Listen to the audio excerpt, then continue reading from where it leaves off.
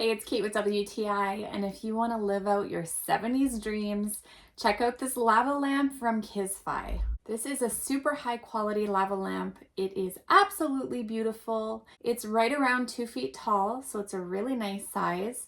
Perfect for any room in the house. My son has it in his bedroom. It is a total vibe, but you can put it anywhere. This particular one has a clear blue liquid and the bright neon green wax. This one is really easy to assemble. You just put in the light bulb and put the few pieces together. It's on a really nice sturdy base, so it feels solid. When you want to use it, you plug it in and it takes a couple of hours for the wax to fully melt. It looks really cool even while the wax is melting. Then you can just be mesmerized by the cool little floating wax bubbles.